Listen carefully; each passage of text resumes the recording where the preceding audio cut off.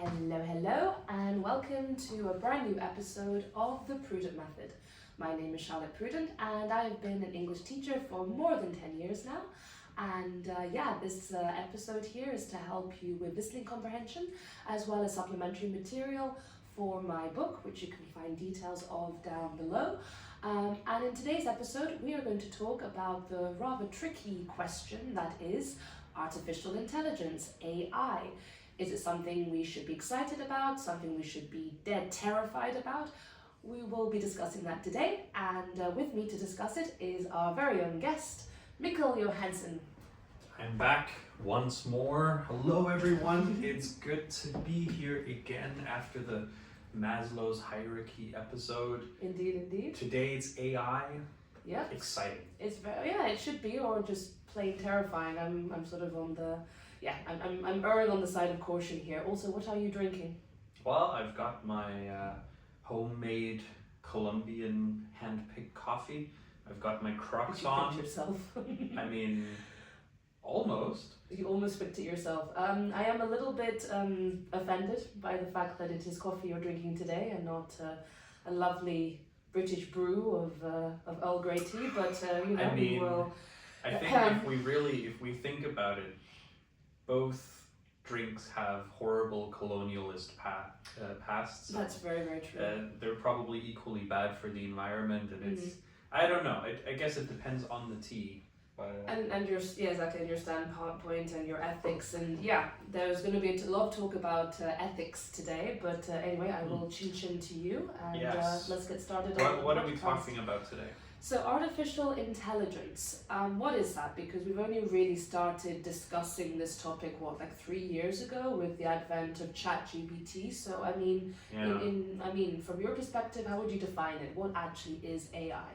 Oh, see, this is where people really tend to disagree or maybe have varying definitions, because there are many different aspects to AI. I think AI kind of springs from a different term that was very popular some years ago, which is machine learning. And it all started out with us essentially writing a lot of statistical models that were able to predict and compute large amounts of data. Eventually, we then started using this technology for many different things. One of those things ended up being language models. Today they're referred to as LLMs, large language models, and it is essentially a system that can use statistics to, based on your input, predict the right output, as in the correct answer. So it is essentially a statistical model. Yeah, but that's the part that I never quite understood. So the idea is that you train it on real data. Oh yeah. So you say to the computer, look here, we have all these texts, and as you can see, statistically speaking, if you write something about, I don't know, washing your clothes, then these are all the statistically significant answers that people have used in the past. And it starts to have all these correlations. So if you ask a very specific question, it has then been trained statistically to infer, okay, what are the most likely answers? I get it. So basically you train it on data, it basically creates a probability of how often a certain word might come up, and it sort of creates relationships between that word and its possible synonyms. Yes. So washing clothes, detergent, washing machines, all of these words would then be sort of clustered together. Yes. Okay, I understand. That's sort of the first layer. Today, obviously, they've come a lot further. Now there are many layers to a large language model. We also have concepts such as weights, which are, I guess you could call it little anchors that we add to the model if we want to make sure that it follows a certain behavior. So we can make sure that some data has a heavier weight than other data. That means that it is preferred. It's very good if you want to give it a certain bias. tone of voice or a bias. I mean, I don't want to become too controversial already, but it does sound like bias. Like if you're putting weight on certain words, certain topics compared to others, I mean, you are basically training the artificial intelligence technology not to be neutral, not to be impartial. Well, this is one of the this is where we get into philosophy, because the only reason we were able to train these large language models, these LLM AIs in the first place, like ChatGPT or Google's Gemini or some of the other models like DeepSeek, the only reason we were able to do that is that we had all of this human-generated data on the internet. All the books we've ever written, all the articles we've ever written, all of this human information. And if you think about it, humans are definitely biased. And so if you train models not on I should say, like if you rules, don't exactly like not on ethical rules, but just on a data. whole regurgitation of information. Well, it means that obviously our biases are somehow transferred. Now, the developers of LLMs will then argue that they use the weights that I spoke of earlier to counteract some of those biases. People might have heard before of some of the famous examples with maybe the AI Grok, formerly Twitter XAI, where it would come up with some very silly sentences, maybe even borderline racist, but people explained it by saying, well, based on the input data from X, formerly Twitter, the output was always going to be racist because that was the majority of the data that was there. So it's just a reflection, we could say. It's just a mirror up to society and what we ourselves are producing. Because from what I can understand, artificial intelligence does not create anything new. It basically, through, as you said, these statistical models, it basically extracts certain information, certain data, and then sort of replicates it in its own way. I guess it depends on what you mean by new, because it is true that it is always based on something, but you could argue that it's the same for us. You listen to music as a child and that inspires you to play a song, but could you really say that that is an original song or something that was brought upon you through the exposure to other music? Yeah, that's an interesting point, and I guess, you know, again, going on to the philosophical level, we as humans would like to think we're unique, at least in the, you know, creativity department. So the idea that everything we do is basically just human-generated algorithms, and AI has basically been able to replicate, you know, these algorithms that are sort of inbuilt in us as human beings. We don't like that. Maybe it's true or not, but I mean, I feel like it's something uncomfortable, the idea that AI could create original fiction or poetry, or could even, you know, direct a film one day. You know, it's the idea that all of these things we believe to be part of the human intellect, you know. Yes. So obviously the word intelligence is a dead giveaway, but do you think artificial intelligence could be intelligent in the sense of creating something the same as a human would be from scratch? Probably. I think we That's are scary. getting there. Yeah. I think the reason why we haven't seen much of it so far is that most of the products and services based on AI that are available to people today are based on our input and their output. That is to say that they are not making decisions without our impetus. What do you mean?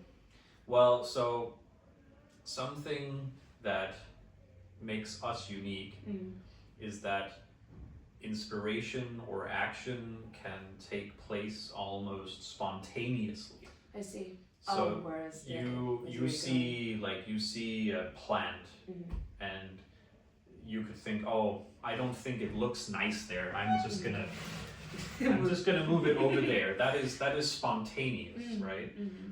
And AI does not, so far at least, take action unless we specifically ask it to do something, and it takes action based on our input. Now imagine instead if you were to make a program that had its own ability to act, you gave it, so to speak, just free reins to have spontaneity or spontaneity, however you want to pronounce it. Spontaneity, yeah.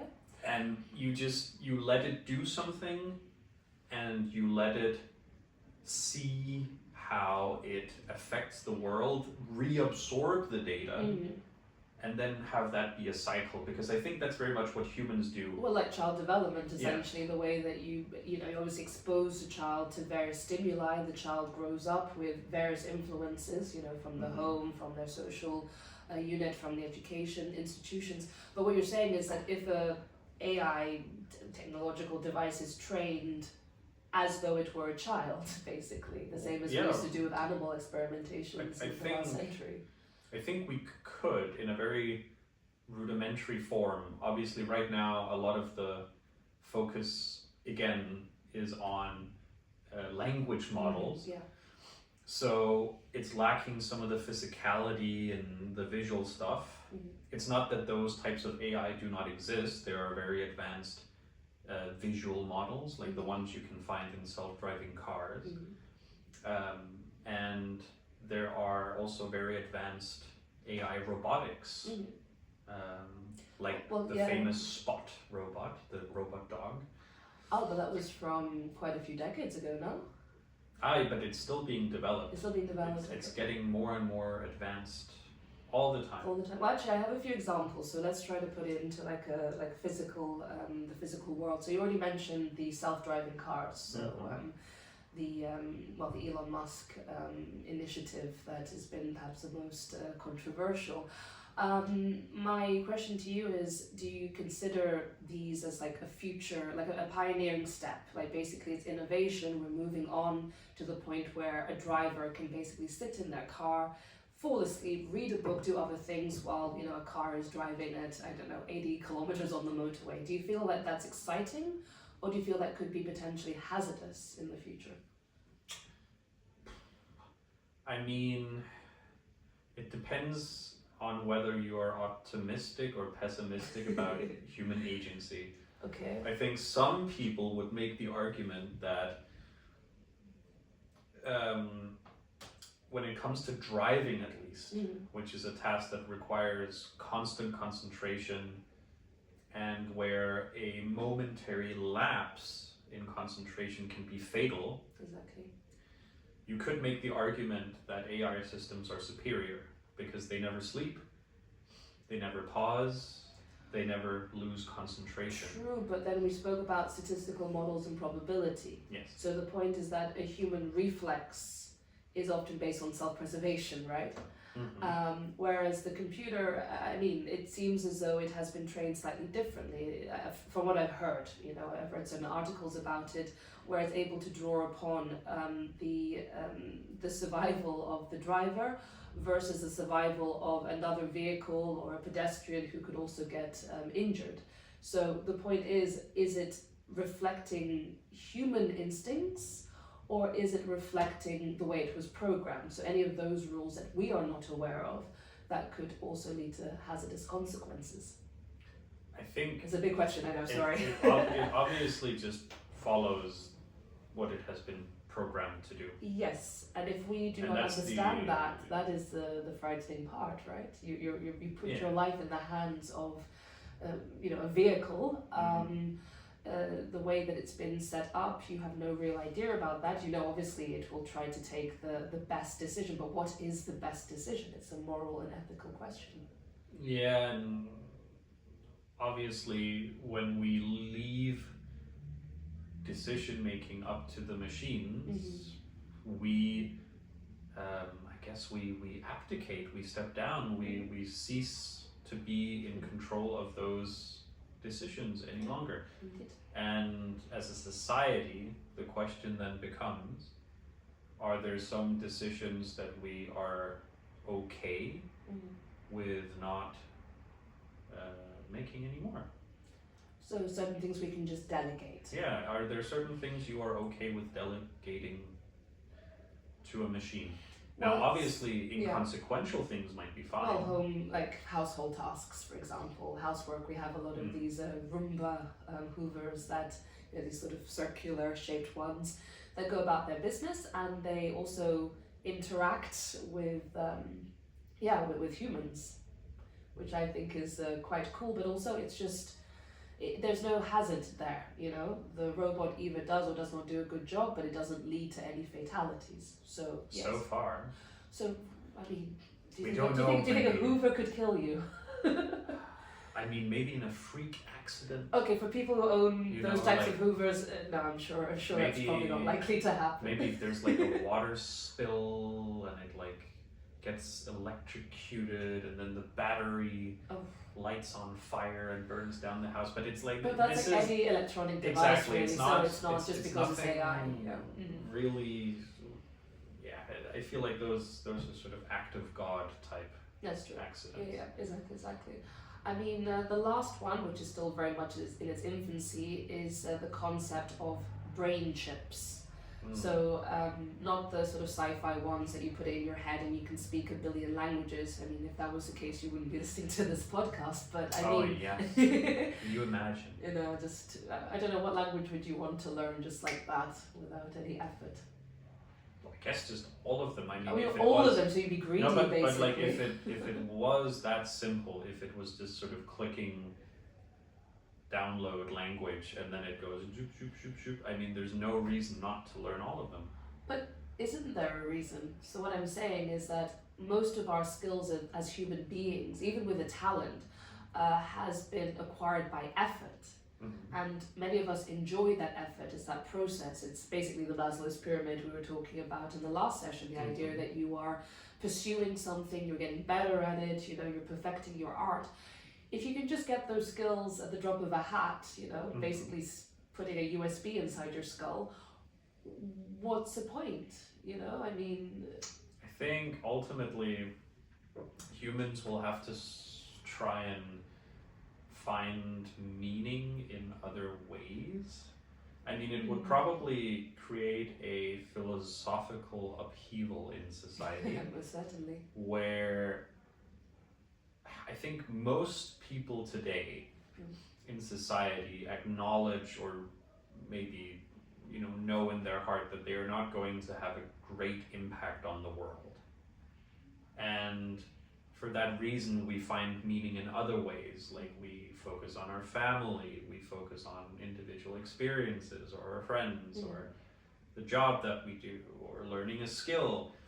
But I think if we could just learn anything instantly, master anything instantly, I think people will start shifting to grander things. Then it's going to be like, I don't know, colonizing other planets and expanding the human race, or oh dear.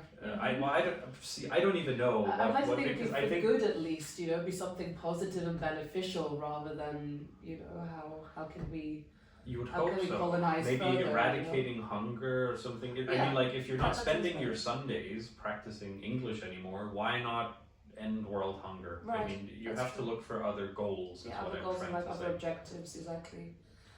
But anyway, that was the sci-fi side of things. I wanted to talk more about the fact that there have been huge advances in medicine and in not cures exactly, but devices that can help us with our day-to-day lives. So for people who have certain disabilities, maybe blindness or deafness, there have been certain things that thanks to AI have been made possible. So the idea that you can even recover a certain level of sight that you had lost, and can even sharpen your hearing. So I mean, on the side of not just innovation to play a game, but on the side of actually helping people in their day-to-day life, could we not say that AI has huge potential? Definitely. I mean, within the world of medicine, it could be revolutionary. Indeed. I think especially when it comes to pattern recognition. We've already talked about how a lot of AI is essentially just very advanced pattern recognition. They see a sequence of words and they know the next one.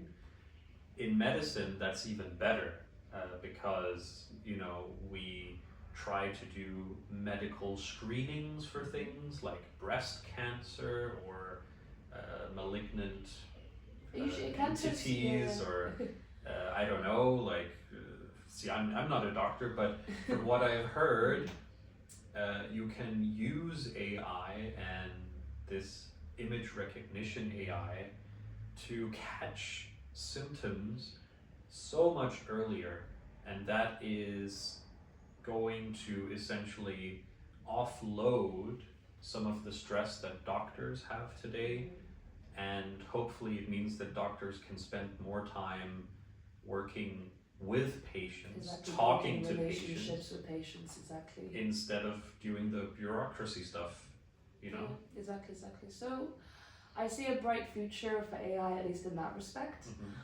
But now we have to go down to a very dark place, which is unemployment. So there is sort of this huge, big banner slogan: AI is going to steal our jobs. Okay. And in our world, which is very sensationalist, these kinds of expressions scare the living daylights out of us. So AI is going to steal our jobs. What does that mean to you? I mean, when you hear that, do you just think that's just baloney, or is it possible on some level that some people could find themselves without a job in the next 5 years? Of course. I think people will definitely, there will be people who lose their jobs. I think if you look at history is such a great teacher, and we've had so many eras in history where a different kind of industrial revolution has happened, or some invention has come along, and every time there is a shift in how we work and the types of jobs that we have, and I think this is no different. Well, it also creates a sense of upheaval. It also creates indignation, among the people who see their livelihoods threatened. I mean, we had the era of the Luddites, a group of people who saw that agricultural practices and industrial practices were being taken over by machinery, the machinery that we use nowadays without a second thought. And they made it their lifelong goal to basically destroy these machines, because they saw it as, the end, if these machines continue to develop, they could no longer earn money, they could no longer support themselves. So I don't know, are we the Luddites, are we the ones that are sort of clinging on to the traditional ways, or do we have to just let it go and accept that modernity is an inevitability? I suppose it depends on whether we can either use AI to do all the boring stuff and therefore free up our time to do even more meaningful things. If that is true, then that is good.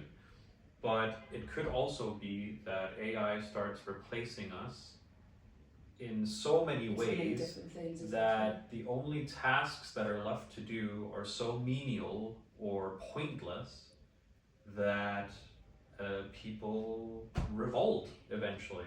Yeah, that's a possibility, but I think both of us read the book, I forgot the author now, but it was Bullshit Jobs. Ah, yes. These sort of administrative jobs. And the idea is that the technological revolution, at least for us, if you think about bullshit jobs, it doesn't seem such a bad thing, because these jobs were menial, they didn't lead to any sort of meaningful relationship with one's work. So to have it replaced by AI, why not, But for the jobs that we really do hold on, to, and we put great value on these types of jobs, maybe for teachers, maybe for, medical workers, maybe for even politicians who feel that they make a difference in society,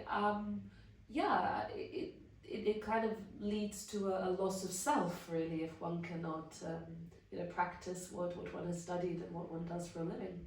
Well, yeah, because it comes back to meaning. Because what's meaning? What is meaning? What is meaning exactly? And I think there are essentially, two possible futures. There's one where somehow the governments of the world come together and they actually put together a plan to secure people's right to do, some kind of meaningful task in society and be able to earn money in a world where AI might do 90% of the stuff we need.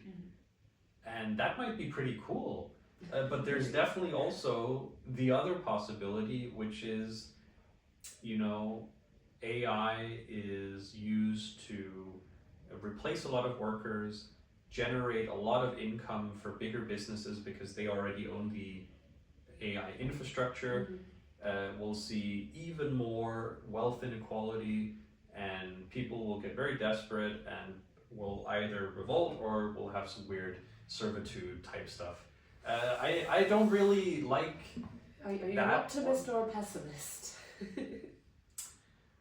I don't know. Or a realist in the middle. If we look at the current state of things, if we are objective, I think we are not completely screwed, but we are heading in the wrong direction. For example, let me make a comparison. So for example, when we had the revolution of the personal computer, the PC, it was crazy because it replaced so many jobs. It invented new jobs as well. But crucially, it's something that is in the hands of people. AI right now, you could argue, is also very accessible to all. You can just go on a browser, go on an app on your phone. But in reality, it is, we have these big businesses like OpenAI and Google that have all this stuff on a server somewhere that you will never see.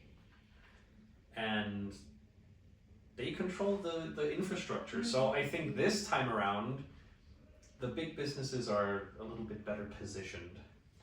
Like they hold more of the cards. They hold more of the cards, but as you said, it's also in the hands of the people. So we can also utilize them to our own gain, right? Right now we can. We can. As long as they don't just decide to, paywall it. Well, I mean, this brings us to sort of the last topic, which is the fact that, governments can obviously control how AI is used because they have built the infrastructure and they, as you said, they hold most of the cards here. But we ourselves are also abusing, if you will, the possibilities of AI. And I think a key example of this is AI slop.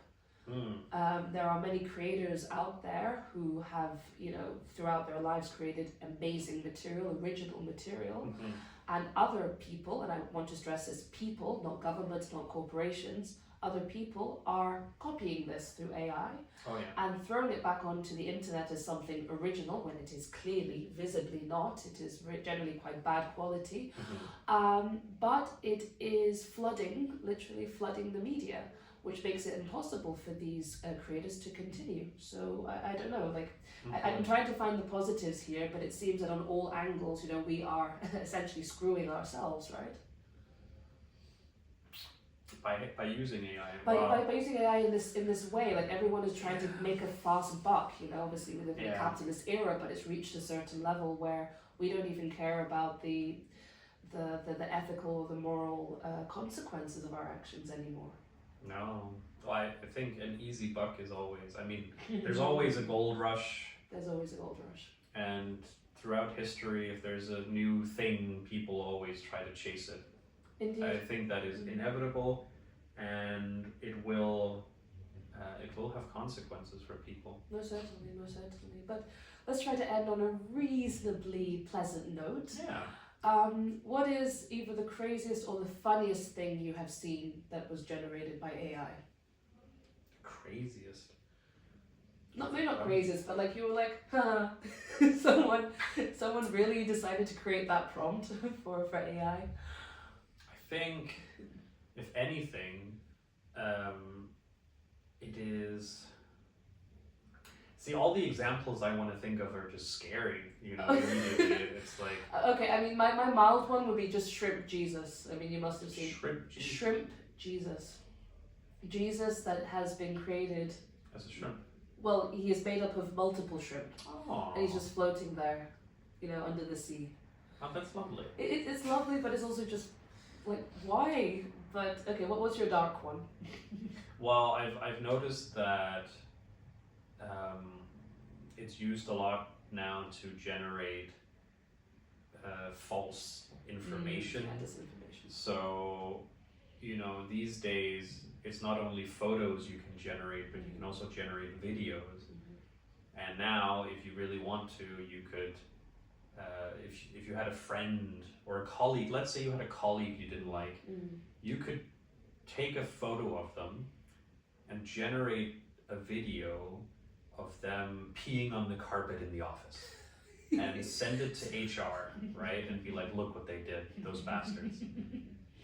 And then it's funny, but it's terrifying, no? I mean, you know, doctoring, not just an image, but creating it into a video, you know, the very next step that makes it authentic, you know? Yeah, I think for the future, the concept of video evidence or image evidence is just, it's not a thing.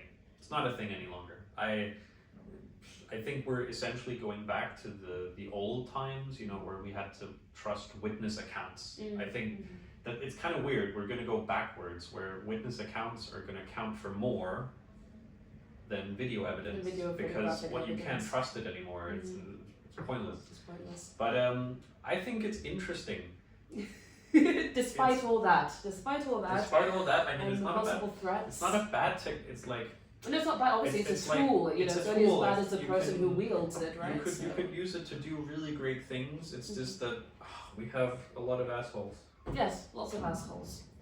So yeah, that's sort of the conclusion of today's talk. We have a lot of assholes. Yeah, simple as that. Welcome to the post-truth era, or the post-truth era. Post-truth era. But anyway, I hope that How do you want to wrap it up? I was going to say, well, thank you very much for listening. Obviously, you probably have your own opinions on AI and how it affects you and others. So I don't know, if you want to share, please leave a comment. I thank you, Mikkel Johansson, for your wonderful knowledge. It was brilliant to discuss it. And if you want to do the listening comprehension exercise below, that is also up to you. It's free, or you can also give a little donation to keep our channel running. Otherwise, read the book. And read the book, yeah. For those people who are preparing for exams or simply want to get extra reading content, I will also recommend my book, The Prudent Method to Mastering English. But beside that, it's a wonderful sunny day. I hope it's a sunny day where you are as well. And enjoy the rest of your day. Thank you very much. Bye. See you next time.